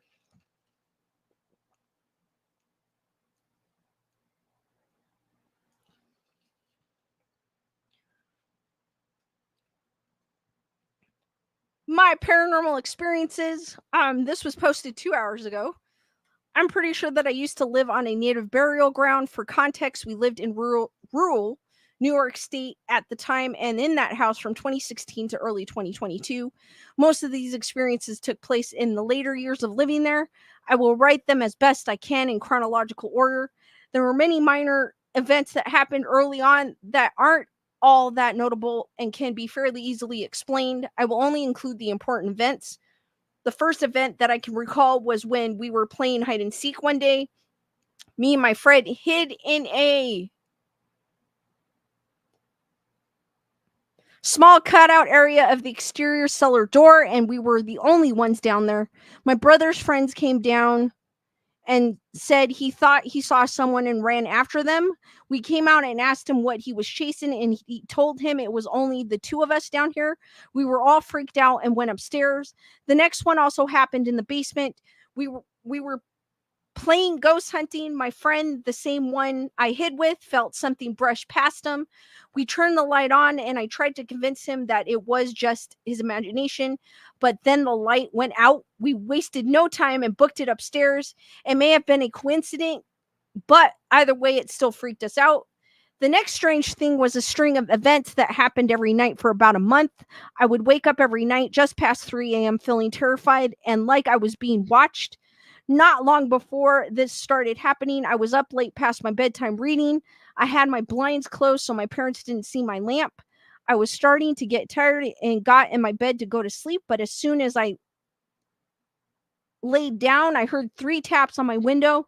My room is on the second floor. It was not windy, and there were no trees within about 50 feet of the house. I was freaked out and pulled open the blind to see nothing. There was one of 2 sleepless nights in that room. The others was when I woke up to hear heavy breathing coming from the other side of the room by the closet. At first, I thought it was my younger brother who shared a room with me, but it was too loud. I stood between his bed and the closet and heard the breathing coming from the closet. I woke my brother up and explained the situation. I had him hold a flashlight and shine it when I opened the door. I yanked the sliding door open and the breathing stopped. There was nothing in there, just a dresser and some clothes. I know it was not a vent causing this because the only vent was by my bed, and this had never happened before. A while after the previous event, me and my sister saw that proved the paranormal was real. We had just got done watching a movie with the family and were the first ones upstairs other than my younger sister, who was already asleep. The bathroom was at the very top of the stairs, and as soon as you got up, me and my sister were talking, and as we reached the top, we were both about to turn the corner to the bedrooms when we saw a dark figure about the size of my younger sister walk into the bathroom and close the door.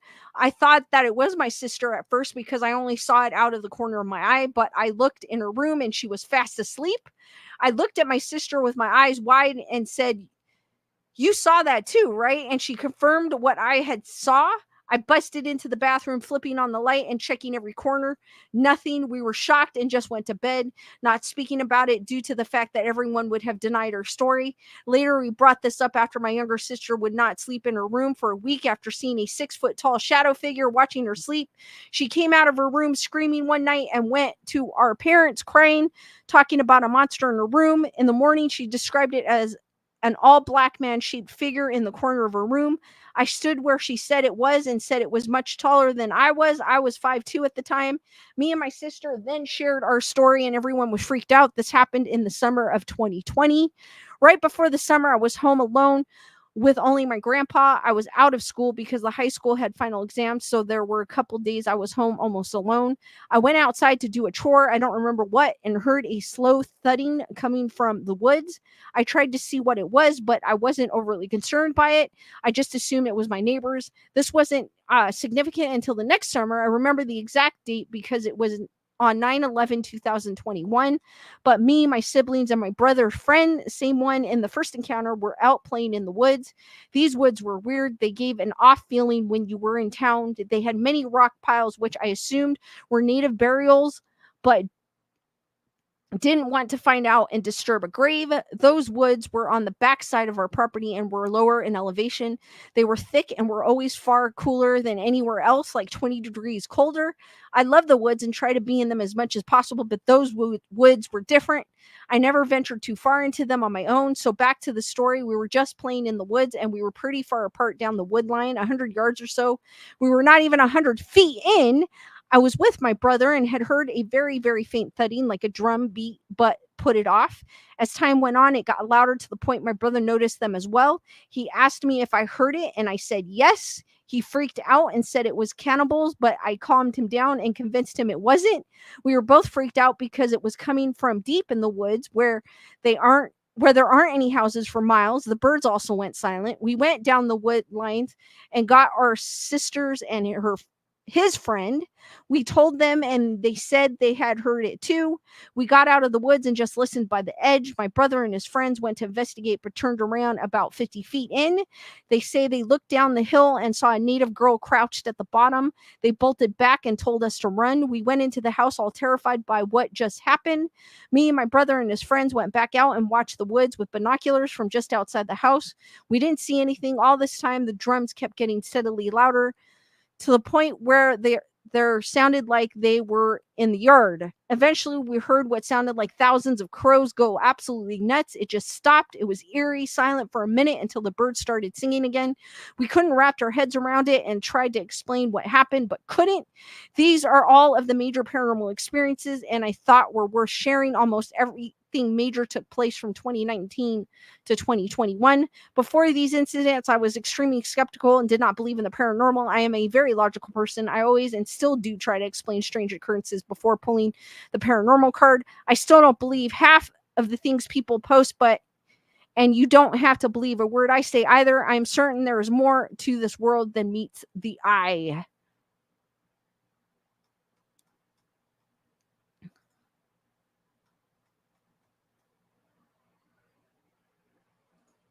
Heather, whatever goes, scary story. Denise goes, cray cray.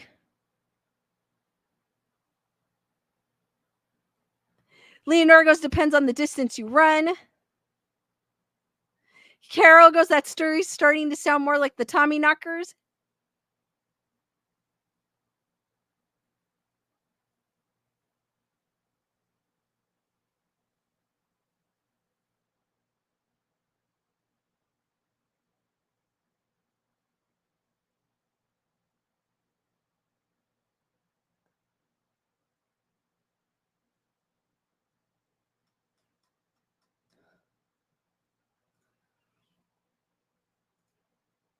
My mother believed she was possessed and the house was haunted.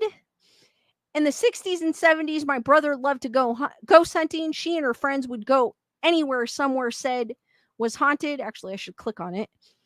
One night when she and her friends got back, I noticed that they all looked scared and they told me they brought something back. 2 weeks passed and nothing happened. Then one night I heard my mother scream and I ran downstairs to see what happened. She told me she was sleeping on the couch and heard a woman crying in the basement. She went into the basement to investigate and the woman started screaming. She couldn't tell where the screaming was coming from, and when she looked out the basement window, she could see her reflection and realized she was the woman screaming. She told me when she started running back up the basement steps, she could hear the woman laughing. After that happened, my mother swore she was possessed by demons. The next day, she took me to an old Baptist cult-like church marijuana farm in the hills where they handle serpents, speak in tongues, heal people, and exorcise demons. As soon as we walked into the church, the pastor came over and placed his hand on my mother's forehead. She fell to the ground screaming. Then she started rolling around, growling, spitting, and trying to scratch everyone. All the people gathered around her, held her down, and started praying and chanting something. I was only 7 years old at the time, and this scared the hell out of me. So I ran outside and waited until they were finished. When she came out, we were back home, but it didn't seem to work because things kept happening. She had seances trying to speak to the evil spirits that were in the house and the ones that possessed her. We had the house blessed every few months, but nothing seemed to work. The nightmare continued until I was in my teens and we moved out of Pennsylvania to Ohio. I'm in my 50s now, and I remember some things from back then. I remember people standing outside my windows, even though my bedroom was on the 3rd floor. I remember my bed shaking violently and lifting off the ground. I heard whispers all the time when there was no one home and saw glimpses of faces in the mirror when I walked past. I had night terrors every night, so I don't know if these things really happened or if I was just a terrified child with a wild imagination and a mentally ill mother. I hear about people going ghost hunting all the time, and I don't know why anyone would want to take the chance of experiencing anything like that if it is real.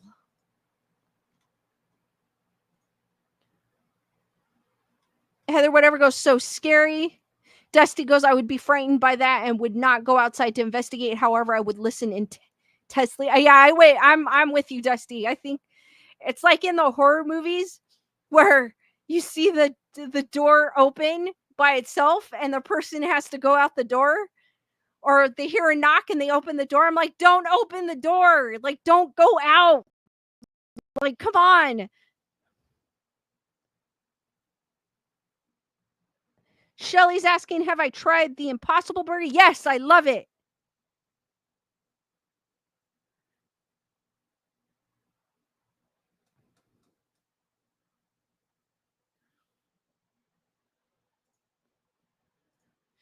There's something that stands outside my door at night. Dun, dun, dun.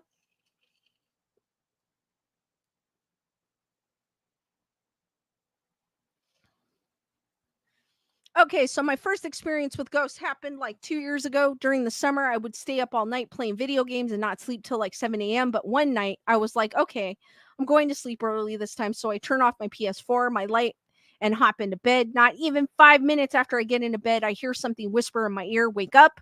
I got my ass out of bed and played my game until I could see the sunlight. Now in present, my door has opened all the way and slammed shut twice. One time my cousin was sleeping over and it happened, so I drew some rudimentary Viking protection runes and it hasn't happened since. Recently, I could hear footsteps coming down the hall and they stopped right in front of my door and I can feel whatever it is just standing there and it feels angry. I can tell it wants to get in and I can literally feel the heat of its anger while I'm in bed. I know it's not my mom or grandfather who recently passed.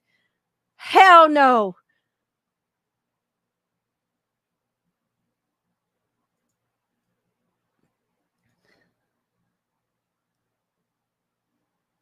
Leonor's like, siege, siege, siege.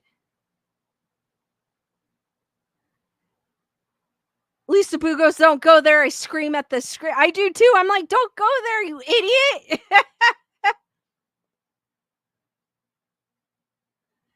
Hug goes down. This actually sounds like my life when I was a kid in the 70s.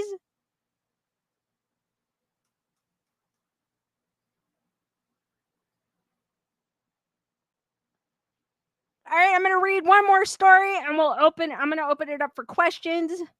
I had this is on Reddit for those if anyone's dropping in. I'm reading some ghost stories off of Reddit. I had a sexual relationship with an entity in my last house. When I was 17 or 19, my family moved into a house that I'm almost certain was haunted. There were weird vibes that rubbed off on everyone, and I think the energies were negatively affecting me and my dad, the most specifically because we are both bipolar and prone to mood swings. I don't know how many owners the house had, but I do know the last person who lived there before us was an old woman who was on chemo and she died of cancer around the age of 89. But I think there were more entities than her because she seemed to live a mostly happy and fulfilling life from what I knew about her, besides the chemo, of course. Excuse me. That house had bad vibes. All my friends who were there agreed they could feel something weird about the atmosphere as soon as they walked in the door. It was a beautiful property with a huge backyard and lots of fruits and trees and a great view of the stars, but I hated being in the house because something about the air just reeked of death and abuse and depression and trauma. And every time I walked through the door, I could feel a sense of dread as my energy drained a little. But I was also going through a lot of mental shit and in a manic, depressed state of mind, and a lot of bad things happened to me in that house during the 2 years I lived there. So I think it was a mix of both. Anyways, there was this one entity in particular that lived in my room that I kind of ended up in a sexual relationship with. I know that sounds weird, but I could feel them. I don't know their gender or name, so I call them Alex. I had a lot of weird encounters with Alex in my room, usually late at night. I never told my parents, but I could physically feel them touching me on several different occasions. And sometimes I would walk in my room, and as soon as I shut the door, I'd get physically pushed onto my bed, or I'd just be chilling out on my phone, computer, or walk-in closet, and it would push me against the wall or ground. Not enough to harm me, but enough to make me believe I'm not the only one in my room. Several times I could feel someone poking my ribs or hips or putting their arm around me while I was sleeping, and I'd be paralyzed for about 10 seconds before I could finally say stop, and it would leave me alone for a bit. I couldn't even count the amount of times when I would just randomly start shaking violently and get horrifying flashbacks to something bad that I did when I first moved in, and I would physically relive the event and repeat some words I said in the past as if it were happening again, but it wasn't. Alex would knock crap out of my hands, move my limbs without my permission, push me against the bed and the wall, and do a lot of other crazy crap that can't be explained. I've been slapped across the face by an invisible hand while watching TV in the living room, but my most memorable experience with Alex is when I smoked a little Inca to help me sleep. But when I laid in bed, I started shaking intensely and uncontrollably, and crap you not, I felt something hold my shoulder down and go inside me and start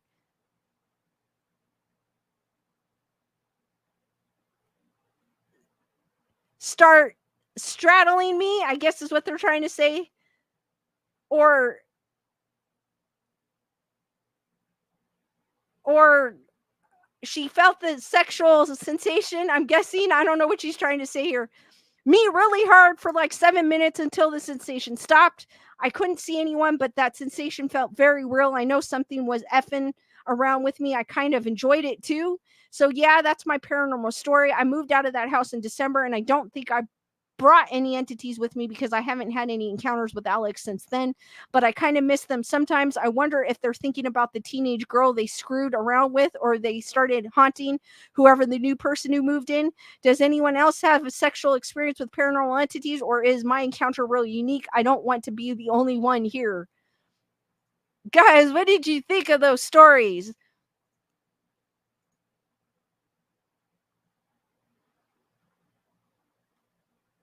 Hug goes, whoa, Lisa paused.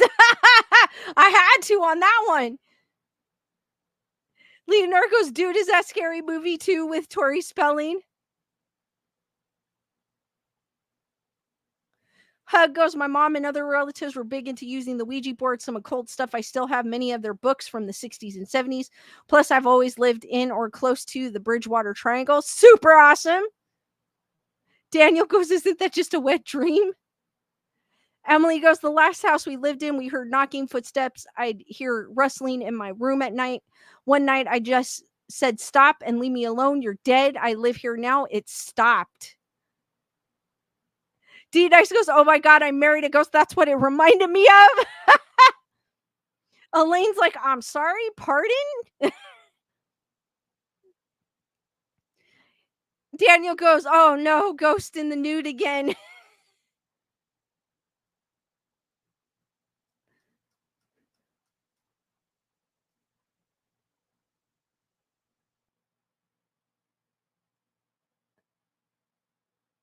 Daniel goes, sounds like she's looking for more ghost partners to join in.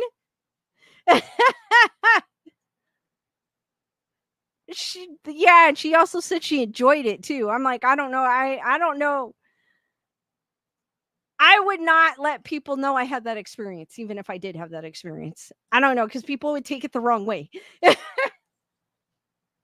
And I'd be terrified of that. I'd be terrified if something pushed me across the room. I don't know about you guys. I would be terrified. I've been running out of the room. Forget this. I wouldn't even give it a name. I'd be like, oh, hell no. Dusty goes, and she did say she was bipolar. So, kind of what Dusty says, kind of, it made me worried that she was being essayed and her brain tried to deal with it. Maybe because she said it only affected herself and her dad because they were both bipolar. So, maybe you never know. Daniel goes, I don't think I'd be advertising it. It could have been her brain playing games on her as well. Not to say that that stuff doesn't happen, being pushed around the room. I mean, I've never had that happen, but if that happened to me, it would scare the crap out of me.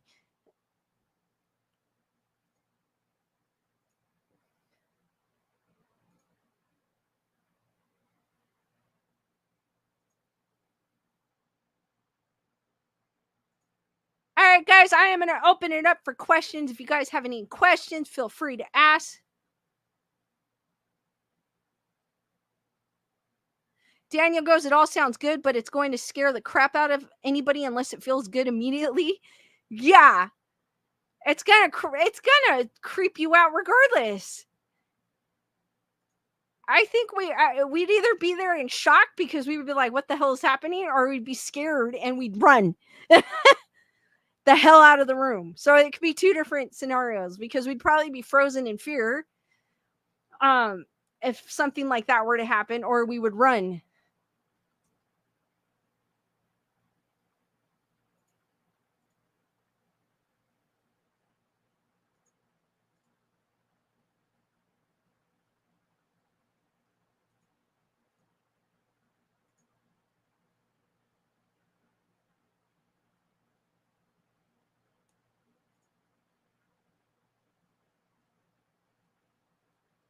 Lisa Boo goes, unless you get fright paralysis. Wendy goes, flight or fright or kick ass. You never know. You never know what your reaction's going to be until you're in that situation. So, but all I know is that would probably scare the crap out of me. Initially, if something was throwing me up against the wall and I couldn't see what it was, I would not stay in that room after that. Chris Barber goes, the movie American Haunting was a great movie about that horrible subject. I don't think I've ever heard of that one. May have to check it out.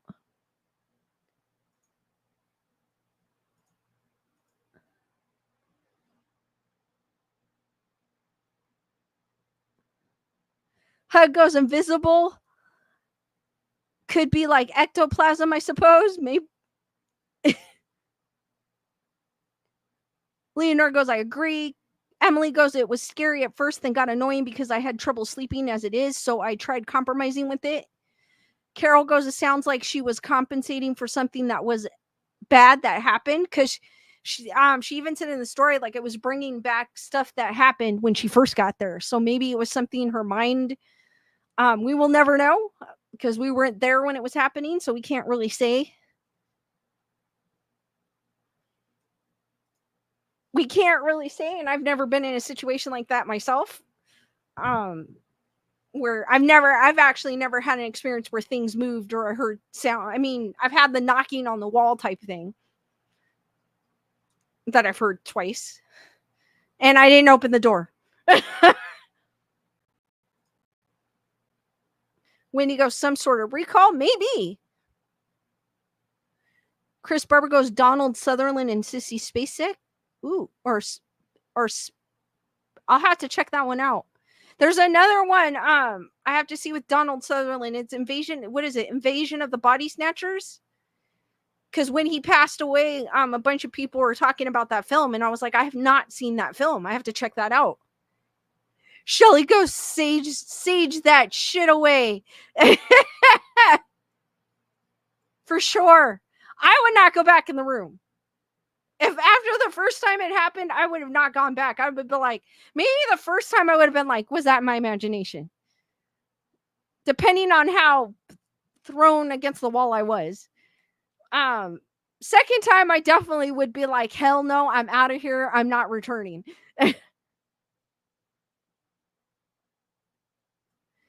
Daniel goes, and I didn't go into the room for like a month later after that knock on the wall. Exactly. Like, if you hear something, you're not going to want to go back into the room or see something.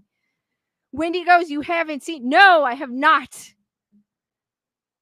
And at night, I lock my door, my bedroom door. Like, I will not have it open at night. And I've heard the knocking twice.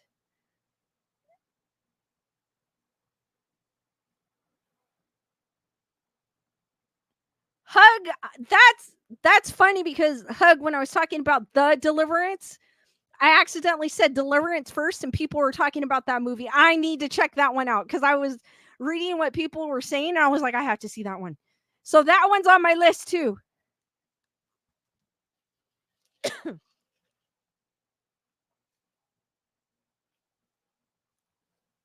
No, I have not seen Invasion of the Body Snatchers. That's weird. I can point it out if it's like in a movie quiz or something. I'll be like, oh, that's the one I need to see. But but I can't. I've never seen it. I have to put it on my list. Hug was like, I was there when you mixed it up. So I have to check that one out too. I gotta put that on my list.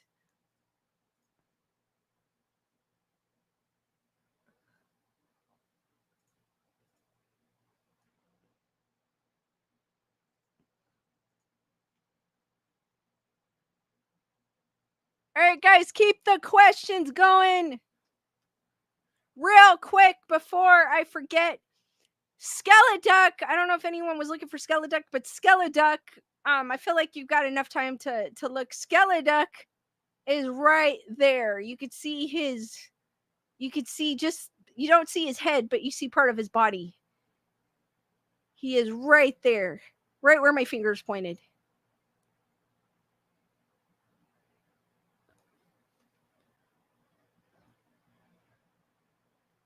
And then Matthew's also, if you guys are looking for something and you like animated, Beetlejuice, the animated Beetlejuice is on Tubi TV, which is a free app. So if you guys that has free movies.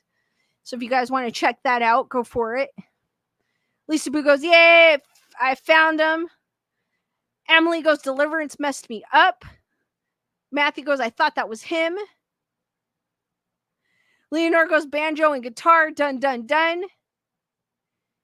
Chris Barber goes, Ned, Betty, and Burt Reynolds. I have to check that one. I gotta see where that one is. D Nice goes, oh my god, Beanchy Duck won again. Carol found him again.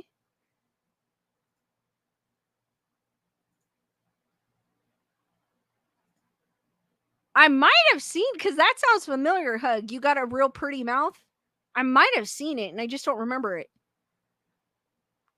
Dusty goes, I went to visit a friend in a different state. The room they prepared for me gave me weird vibes and slept in a reclining chair in the living room while I was there. Wow.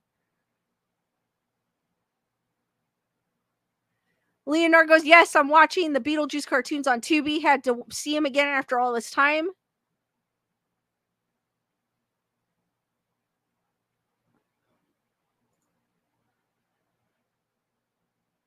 Daniel, I'm too stoned to even think I'm looking for a ducky. Daniel. Carol goes, the dueling banjos was a great part of the movie. Always liked the music. I will have to really check that out. Hug goes, dueling banjo scene is the best. That kid on the porch was really jamming. The crap, the S, that was no camera stunt.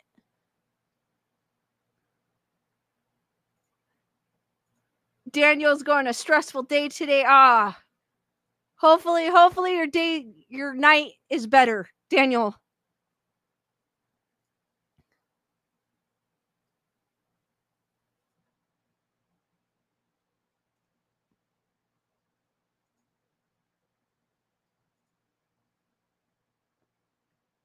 All right, guys, any last minute questions before I end the stream?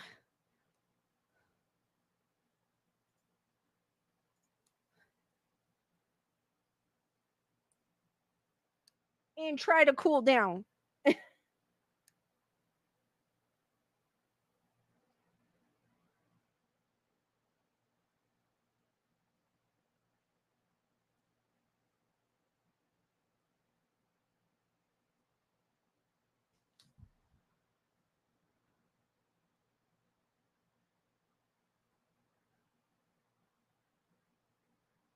Daniel goes, it's a motel, it never ends. I hope you have a smooth. Hug goes, a Clockwork Orange and Gumo are also a much watched movie. I haven't seen a Clockwork Orange because I wasn't really into it. It never caught my eye. And I know it's a classic, but it just never caught my eye. Thank you, Leonore. Awesome job, Lisa. Now turn on that fan. Wendy goes, thank you, Lisa. An amazing chat, friends. Carol goes, I heard the kid was actually handicapped, but he got the part because he could really play the banjo. Oh, cool. Thank you, Lisa Boo. Thank you, Lisa. Great show. Emily had beautiful weather today. We will have beautiful weather starting Tuesday. So I'm just counting the days down. I'm counting. I can make it. Thank you, Dusty. Always an interesting stream. Lisa, aloha. D Nice goes, Clockwork Orange is very naughty. All right, guys, I'm going to end the stream here. Thank you for joining me on this edition of Graysonreport. I will see you on the next one, which will be Monday at 7 p.m. Pacific Standard Time. Be there, be squared, stay spooky, guys, and sweet nightmares. And I will see you on the next one. Good night, guys, and have a great rest of your weekend. Good night, guys. Thank you.